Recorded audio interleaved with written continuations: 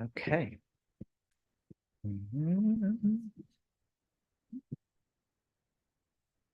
All right, let's get started. Welcome to the launch of Quiet Fires by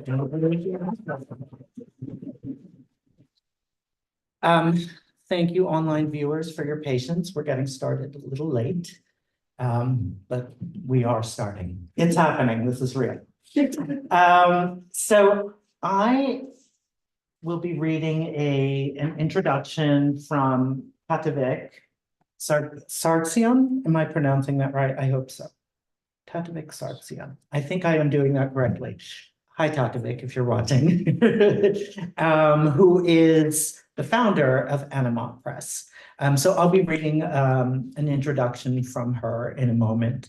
But just a few words about the Bureau. We are an all-volunteer bookstore. My name is Greg Newton. I'm one of the co-founders, along with my partner, Johnny Jokum. We're being helped by our volunteer, Sylvia, tonight. And yeah, our hours are Wednesdays through Sundays from 1 to 7 p.m. And then we often stay open late when we have events such as this. If you're not on our email list, you can sign up for that at the back of the room, or those of you online can sign up at bgsqd.com, where you can also see our upcoming events on the events calendar. So that's it from me as far as background goes. Before I get to Tatevik's statement, I just wanted to read two brief things, land acknowledgement and a call for a ceasefire. So the Bureau acknowledges that our organization operates on the unceded land of the Munsee Lenape. We encourage you to join the Bureau in signing up to make a monthly donation to the American Indian Community Houses Mannahatta Fund. The Mannahatta Fund, according to its website, is an invitation to all settlers and non-native people who wish to acknowledge the legacy of theft and genocide that comprise the history of New York City and the United States. And you can find out more at mannahattafund.org. We also want to recognize that today, April 4th, is the 181st day of Israel's genocidal campaign against the Palestinian people, funded by our tax dollars and enabled by our government's unwavering support. We hope that you will join us in calling for an immediate, permanent ceasefire, an end to the siege, and an end to the occupation in order to stop the collective punishment of Palestinians and to ensure the swift delivery of much-needed food, water, medicine, fuel, and medical aid to the people of Gaza.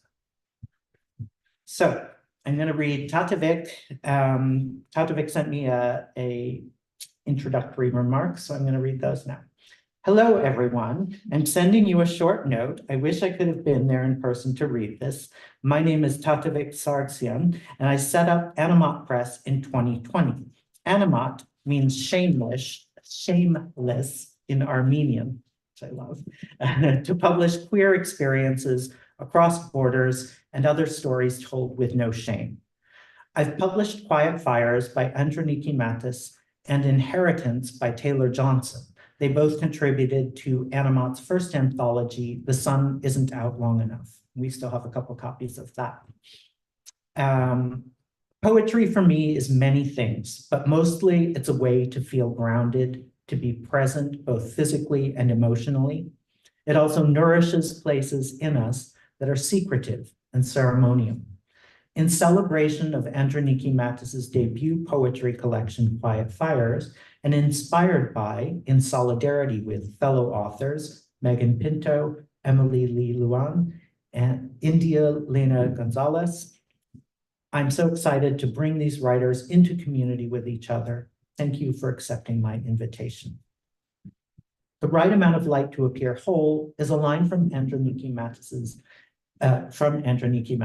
It encapsulates how these poets stretch the elasticity of the English language through visual poems, empty spaces, shapes, and line breaks. Their poems attempt to return from a time that felt separated from oneself and move toward a wholeness, despite daily acts of violence, homesickness, heartbreak, and a fear of shame and sadness returning. For me, there is a central thread between their work, how they all recalibrate spaces and places we know, how they shape language and how they cross borders within the body and as a body. These writings are fiercely political, tender, and hopeful. Thank you, Greg, for stocking Anamot's very first book. You're welcome. And for hosting us tonight. It's an honor to collaborate and to be there in spirit. Have a lovely evening. Tatabek. So, our first reader, Emily Lee Luan, is a poet and educator. Emily's debut poetry collection, Return, was published by Nightboat in April 2023. It explores Taiwanese diasporic experience through the porousness of language. Tatavic's favorite poem is Reversible Poem in Dishwasher. Here is what Kathy Park Hong says about Emily's book.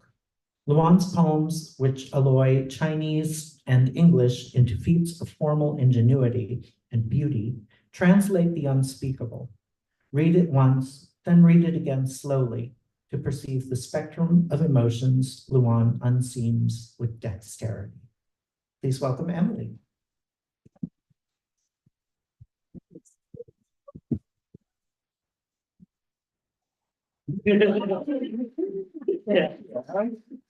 Oh, I love that introduction. Thank you, Tatavic, for bringing us together.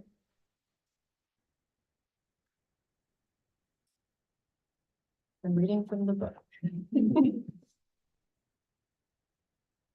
I swam in a cold lake and watched my body convulse on shore. My body, a flight attendant's body, like one of the ones on a Chinese airline. I watched them last time I was on an international flight, their skinny arms and flat chests, their clean sense of purpose. I had an aisle seat, and they bumped my elbow with the beverage cart, said sorry to me in 2 languages, both of them mine. I thought, I could be a flight attendant. And in another life, I might have been. My cousin is a flight attendant on EVA Air. My other cousin, born 3 days before me, who wants to be a model, tried to be a flight attendant instead. But she didn't get it. So there was too much memorization and she couldn't remember everything. I secretly know I'd be a great flight attendant.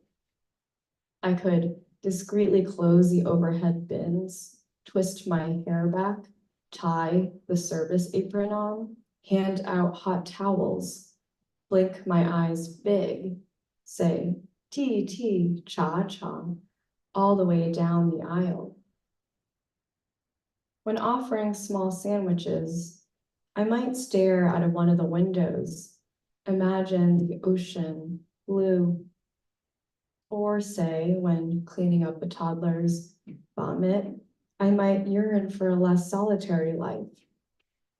But otherwise, loneliness might be okay when surrounded by other flight attendants in the sky. My body, a body made for tending to bodies in flight. I breathe in the air of neither here nor there. I remember everything about my lives on Earth. Congratulations on the meeting. So happy to be here. I'm really excited for Quiet Flowers. I'm gonna read Tatavic's favorite poem. That's fun. It's called Reversible Poem in Dishwater. He carried me into the kitchen to get a glass of water. He reached for a cup in the sink, filled with dishwater. Wait, I said, and opened the cabinet for a glass. Still he went for the cup in the sink. Why do you want to drink from a dirty glass? I asked. It doesn't need to be clean, he said, but accepted the clean one I held out to him. I held out a clean glass to him. He accepted. He said, "Clean is a need, isn't it?" I asked to drink from a dirty glass. I want you, the sink, the cup still, a glass cabinet open. I waited, filled with dishwater. The cup sinking, he reached for me. The kitchen carried me into the glass.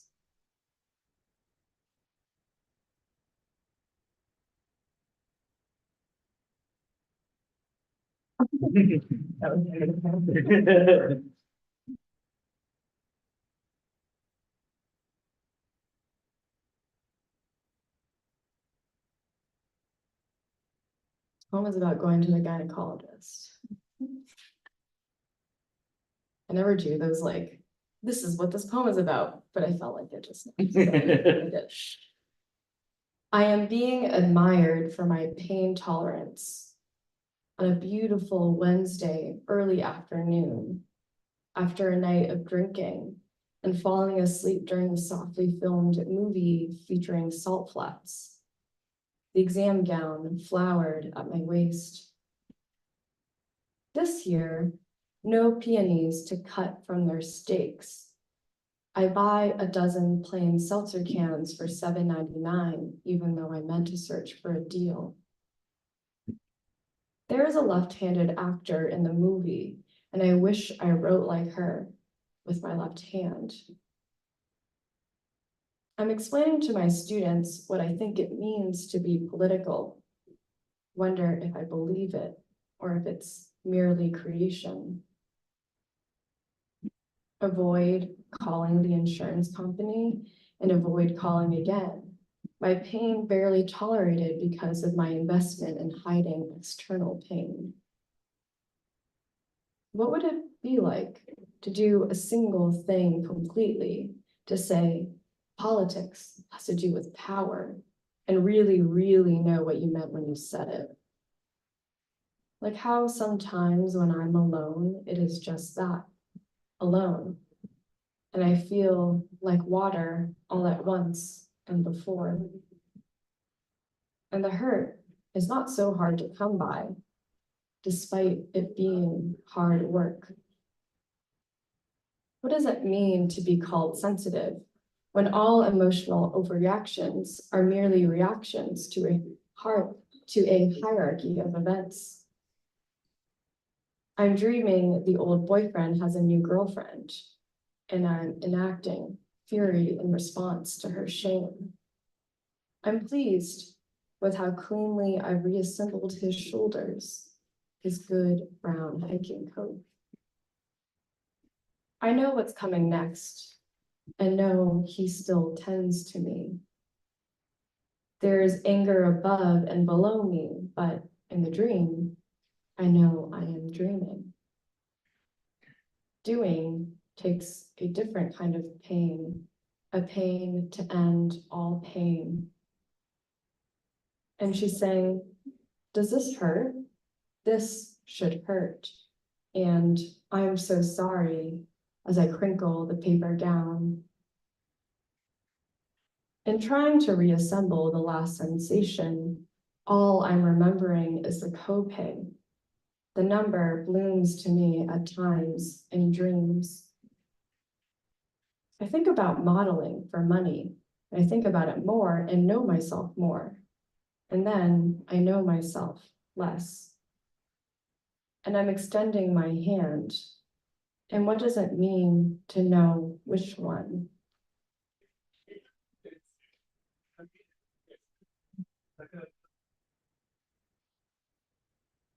This is my last poem. It's written after Khalil Gibran. When my sorrow was born.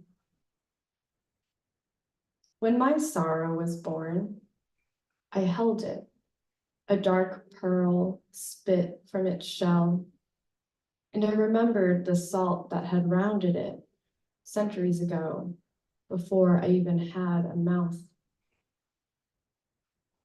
And my sorrow was unafraid, and it gave me back my bravery and my anger, walked me to the tossing water, and proclaimed the water mine. My sorrow held me and did not tell me not to cry, and the girls about me watched our sweet days together with longing, for they too wanted to be held by something with fingers as slender and delicate as my sorrows, fingers that tapped their temples and had them see how they had been wronged. And those who longed for my sorrow would never have a sorrow like mine. I knew that, for my sorrow had a forest black mane like mine. And my sorrow let me say, I, mine. And my sorrow sat with me on the fire escape all that breathing winter, and my sorrow would not let me into the water. And my sorrow deveined shrimp and patterned them on my plate, brought me a wide bowl brimming with broth. And we ate fried eggs with chopsticks. We waited for my joy to come. Thank you.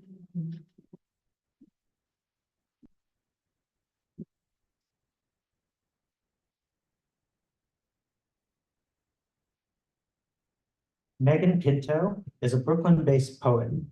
Megan's debut collection of poetry, Saints of Little Faith, is forthcoming with 4-way books in fall 2024. Chatovik's favorite poem is Harvest. I'm sensing a theme here. Please welcome Megan.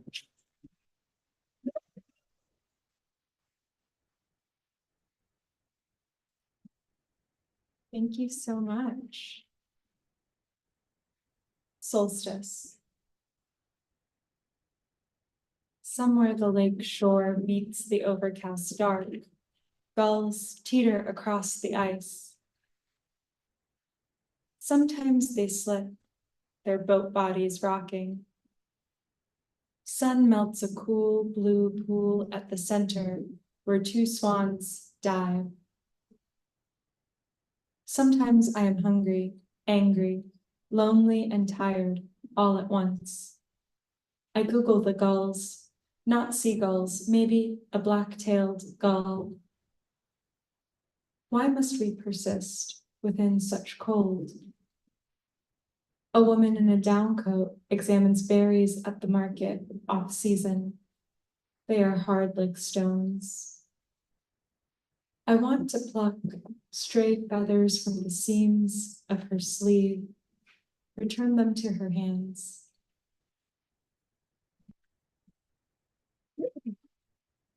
Thank you. What is the audience? It's such a gift to be in community and celebrating poetry with all of you.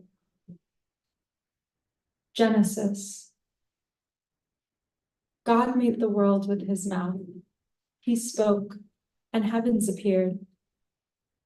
Imagine a room with no windows or doors. Once trapped on an elevator in Paris, far away from everyone who knew my name, I was free to be anyone. Even before a sun, there was light. God smiled and his teeth gave off an ethereal glow. There are places I can't go, like the deep sea, where I could not watch a Bathynomius gigantus emit light. There are things I cannot say, like how dinoflagellate who fornicate relate to dinoflagellate who divide themselves into 2. All power is a kind of force. My father tells me when he was a child, he was bad. Nuns beat his wrists and slapped his hands with sticks. Sometimes his pinky will not fully flex. When he recalls these days, I do not know what to say, but I stay on the phone and we breathe. He tells me, you know, I hate hanging up the phone. Whenever I do, I'm alone.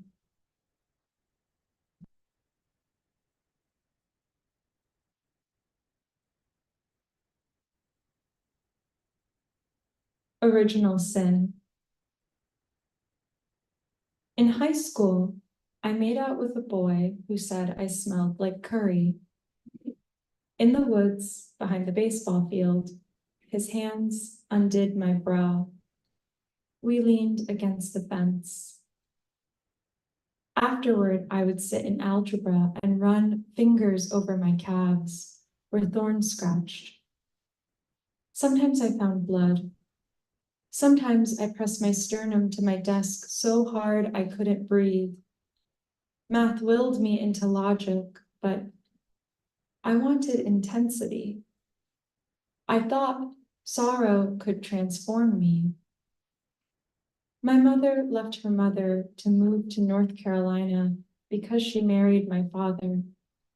She wanted to change her life. I wanted to be an actor because I wanted to exist. The first time my mother saw me act was the last. I was cast as Juror 11 and told to practice my Indian accent. After the play, my mother stood without touching me, her blushed cheeks red. Jesus suffered, then rose from the dead. Wasn't I, too, blessed? Although God sees us in the dark, even Jesus felt lost. Once, after rehearsal, I searched my mother's closet. The assignment was to dress in your character's best. I knew better than to take her things, but I stole a nude lipstick and a silk blue blouse. It had ruffles down the center, like a kind of spine, but softer, like something trying to bloom.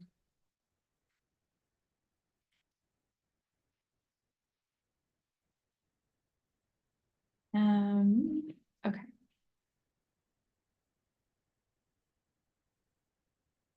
Earth-like. At home, we keep my father from the news. The news addles his mind. Our doctor tells all her patients to turn off their screens, to consider knitting or meditation instead. She has experienced the mind's slow pull toward oblivion. My father fears economic collapse. He would feel more comfortable if I would only withdraw $200,000 in cash, just to have on hand. I thought the end would need more bright angels in chariots, a sudden bloom of locusts in the tap water, but no. The light each morning is the same. When I sleep fitfully, each hour opening an eye to check for the sun's slow rise over the neighbor's lawn. Alone, I resume a documentary about outer space, an urgent search for another planet just like Earth. It's very possible, scientists say. A PhD in Hawaii demonstrates centrifugal force with her fire fan. On the International Space Station, astronauts see 16 sunsets and sunrises in one human day. Imagine feeling you could begin again.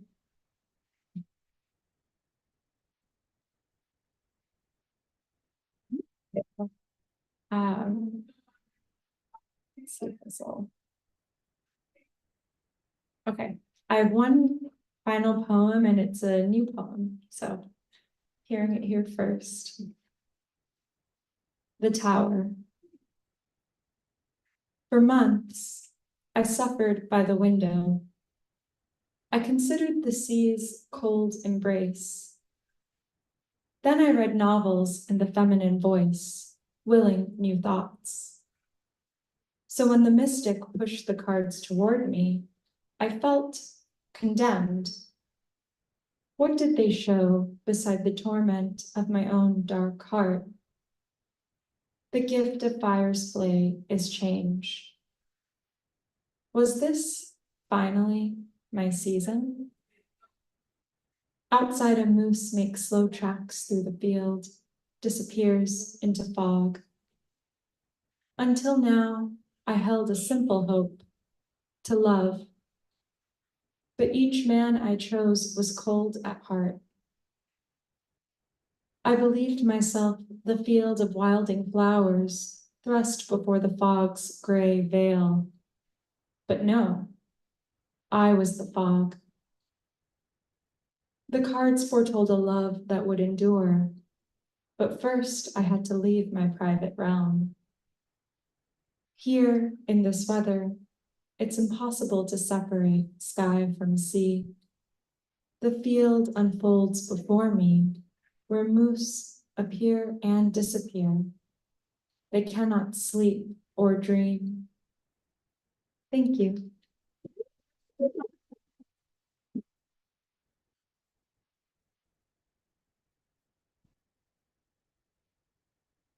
India Lina Gonzalez is a poet, editor, and multidisciplinary artist. India's debut poetry collection, Fox Woman Get Out, was published by BOA Editions. Is it BOA or BOA? Either is true. Okay, in 2023. Tatovik's favorite poem is Una Parda, which is me. Here's what Terence Hayes says about India's book. India Lina Gonzalez's debut is made of exhilarating body language. Her serpentine stanzas, upper and lowercase characters, and bold exclamations move like Alvin Ailey dancing to lines of June Jordan. Nice. Please welcome India. Thank you. It's like I can't live up to that much.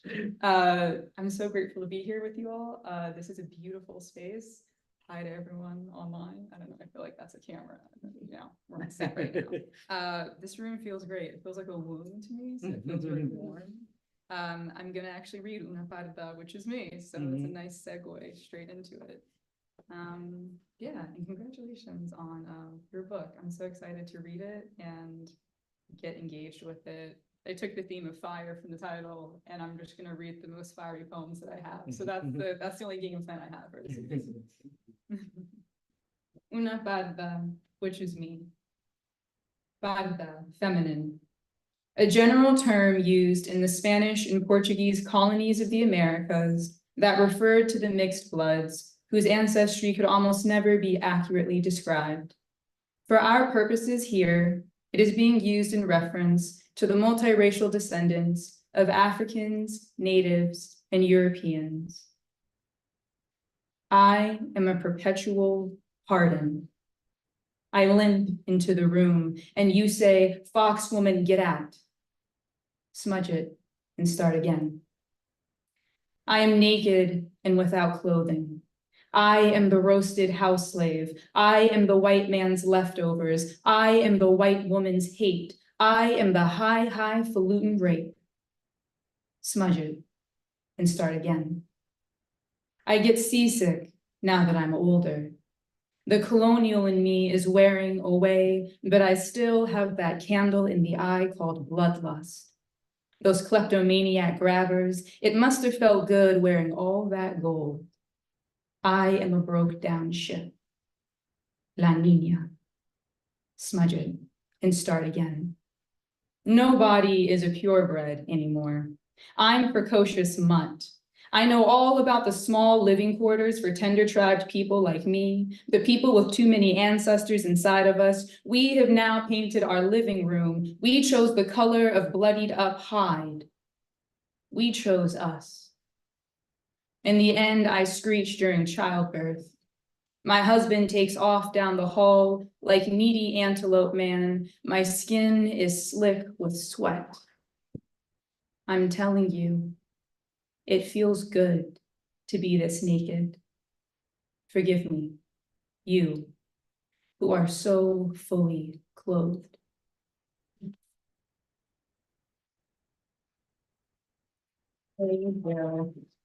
I'm gonna follow it up with another one. This is entitled Act, Pose with Fingers as Though Cigarette, Puff Puff. Yeah, believe it or not, I did have a small stint as an actor. So this is about that. Once more into the breach, once more. Mama has a bad habit of snickering every time I say the word theater. Fee ate her. Jimmy assigns me marriage to James. James goes belly up trying to love me. I stare at him deadly. Jimmy believes this is quite sensual of us. We never even touched. I'm told to perform the role of Erykah Badu head wrap in the creation of incense. Opening shot and my hips are too small. The little black girl inside me dies a little. Oh, mama. The next class, they tell me I have tuberculosis, so die already. I ask them politely to supply the gunshot. Next class, they tell me I'm wild-haired virgin in the Bronx who offers myself up to first ding-a-ling to call me savage in limbo. Other schoolgirls are such clementines. Stella! Juliet with the sky of flesh-cut stars. I am Clove with post-apocalyptic limp. Clove, who was black dust. Clove nursing his teeny tiny light. Clove trying to make an exit in Jungle Hat, but God bless us. There's simply nowhere left. I scrape baby hairs back, pencil and faux mustache for devoted effect. Twin tells me I'm not busty enough to be an opera singer, a good one at least. Insert high note. I let James fling me down on tables during rehearsal. Classmates really love this concussion of mine, and this sty in my eye is a testament of nostalgia. Dr. E believes such swelling is a sign of severe loneliness. Twin reminds me that women with a light dusting of acne have always been her favorite. Director asks if I've ever felt like a let you down. And sure, Jimmy, sure I have. Haven't we all? On stage, I'm trying to simulate some internal pink, some veiny placenta truth. I'm left thinking of baby tigers at the National Zoo, how pale and soft their tongues are. And do these stripes on display also cry? I've never seen it.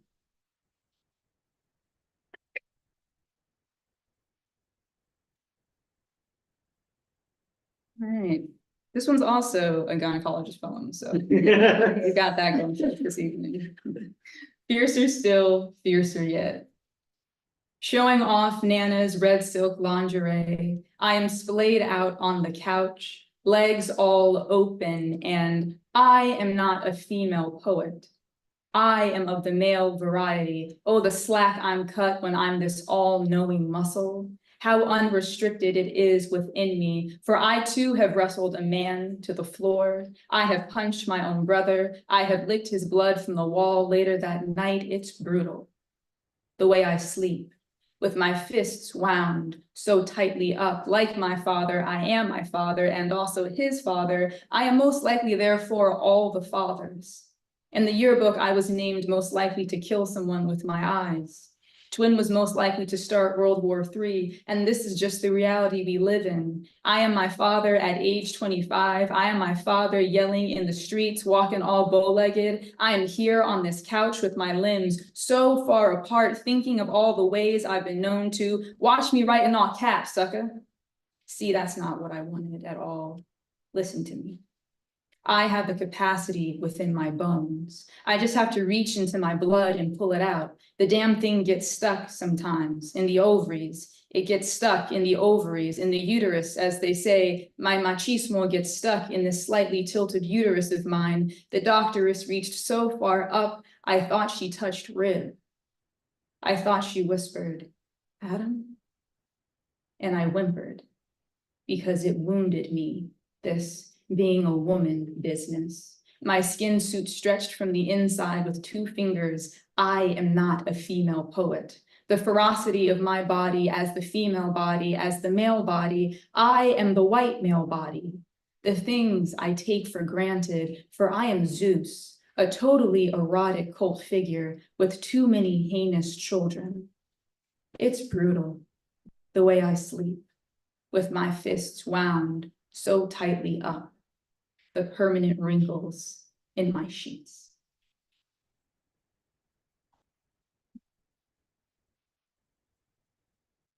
All right, last one, then we get to the good stuff. Also, I am a twin in real life. I always have to say that, just, it's not, you know, a literary trope. Someone thought it was once, and that hurt my heart. She's a real person. So this last one, this one's more about water, because I wanted to like cool it down a little bit.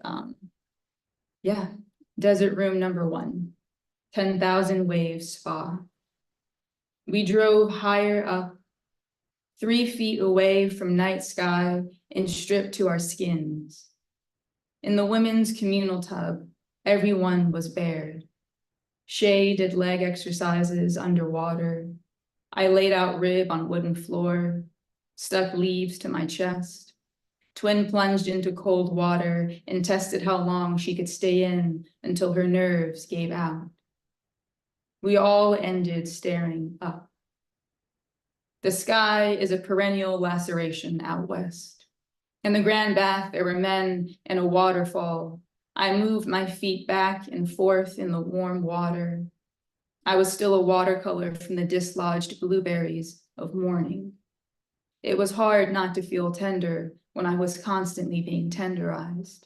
It was hard not to call all the bodies jiggling around in their skins dear. We were all a litter beginning to grow light. Our eyes a haze, bones not fully baked. Before my shower, I saw a man writing messages onto little foam cups. I asked him if he was a poet. He said, we're all sand in the end.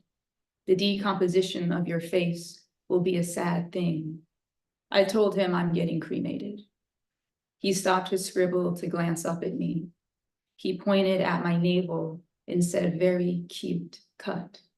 He pointed at my head and said, ah, the globe. Thank you all so much.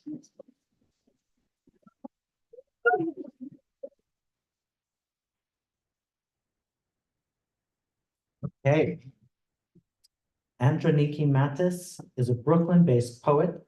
His debut poetry collection, Quiet Fires, was published by Anamot Press in 2023. Tautovic's favorite poem is How to Live Between the Lines. Here is what Ocean Vuong says about Androniki's book. With an ear finely tuned to the shape and sorrows of living, to the celebration of transformation and survival, Mattis has brought forth a work of lyrical prowess that fashions from the self a site of linguistic power and searing dexterity. Please welcome Androniki.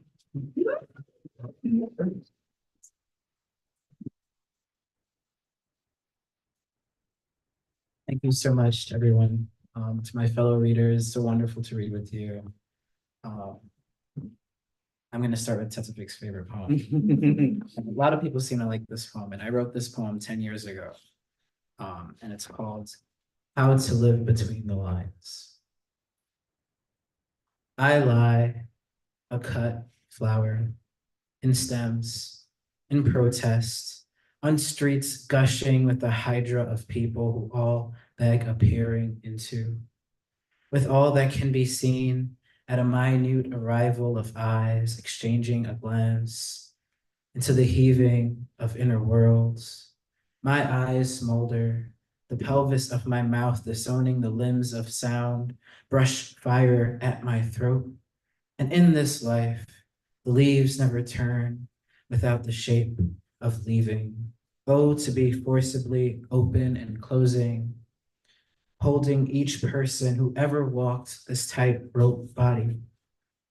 My collarbones leave space for the tips of another's hands, such pining, evenly carved into the body, a moon holding its circle while appearing bitten into a sacred hollow. And isn't this what breathing is for? I stand on pavement, slanting sunlight, this plywood chest warmed sweetly by sun, a city beating with peopled footsteps, the luxury of a consciousness wearing through my skin. My spine, a petrified wood. The axe comes, says my gender does not belong to me, this paper body unfolding origami, this unripe fruit devoured of color. If this is the day that becomes every day, then tomorrow must be a folded horizon, losing its crease, a bud opening, unveiling skin, earth below mind of its wick. And who am I to be treated if land can be ruled by what it will outlive?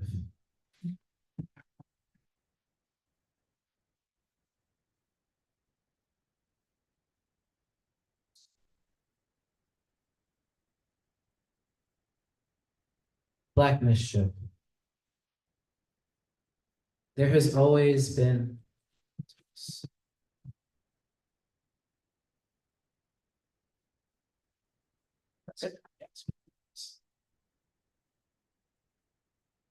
Black mischief.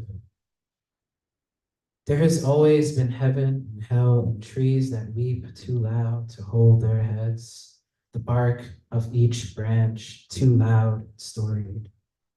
I am most Black when making alchemy of the air, rearranging the DNA of things, making salve from poison, taking back the almanac. And in Central Park, where plants and people gather fluorescent in spring, feasting upon the air, the grass has a story of its own. A village of Black people lived here once, pressing the escape key from the purgatory of wage labor, a tremor, a sleepy earthquake splitting me in two. Funny how capture becomes art in the museum of the living.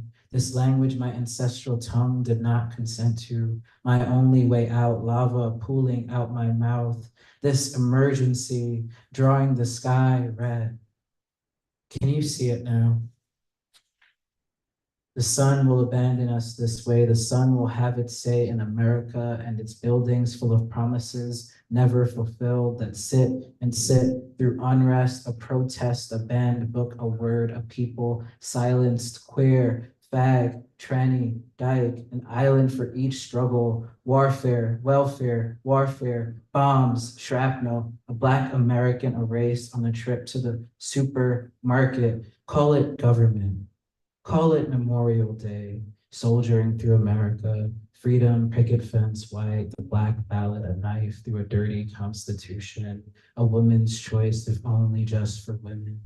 My body pried apart as if merely a mouth breather, if only a choice, Black and unbothered, measuring my likeness to stars, golden where every vine meets thorn, to bear a rose, chanting for insurance and vaccines and rage, a cure, N95s, every person lost the sky of pandemics and indifference. Too much heartbreak.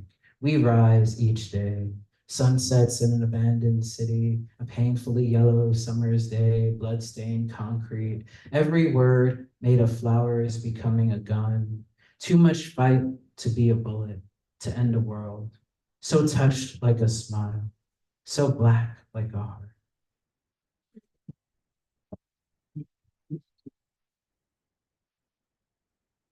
I just want to send some love to Gaza and Palestine and acknowledge that. And all these things are so tied. Yeah, great.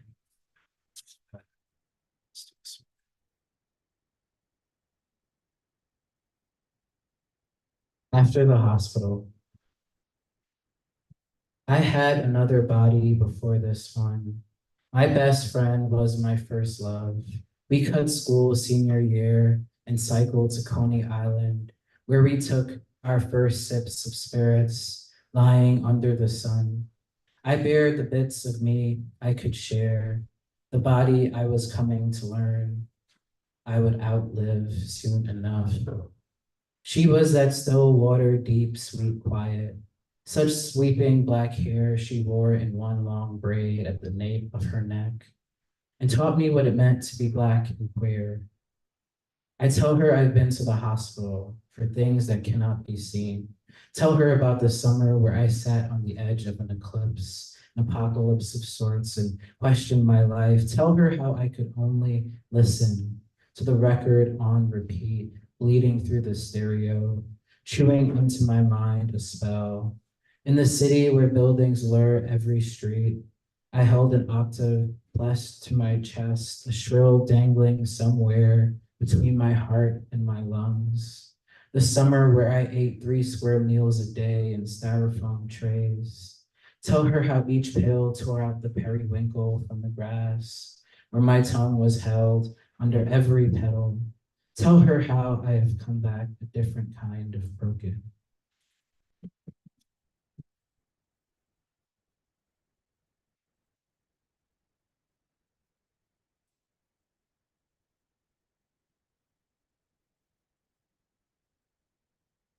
In progress.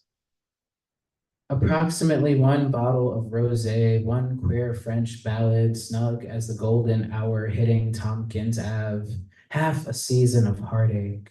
The only lonely body home is you, lost in a castle of loss.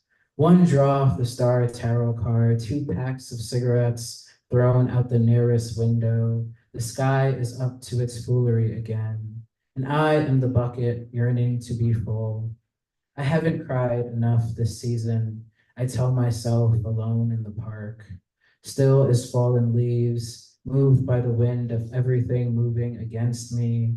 Angry people want their anger in me. The world has its mysteries drenched in rain, romance always wrapped up in some inconvenience. Here I am standing before a graffitied wall in another country.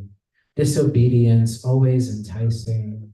Alone at Happy Fun Hideaway, bucking my healing with a dash of whiskey, dusting my cheeks with cold, enough fog to hide the heartbreak. This sensational gender.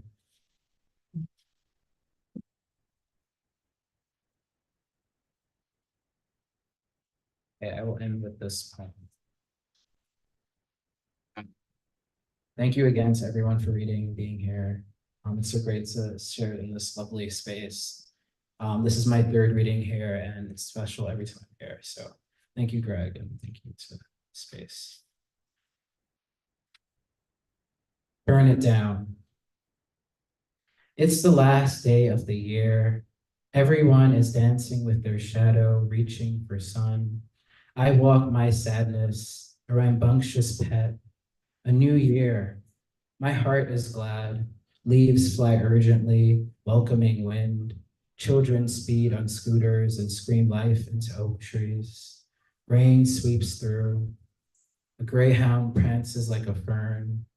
I have fallen out of summer golden, holding a torch in my chest, and everywhere was water.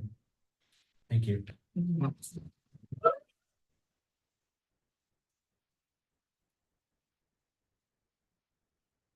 Thanks, everyone. There are books for sale at the back of the room. Please hang out. Thanks, everyone who joined us online. Have a good night.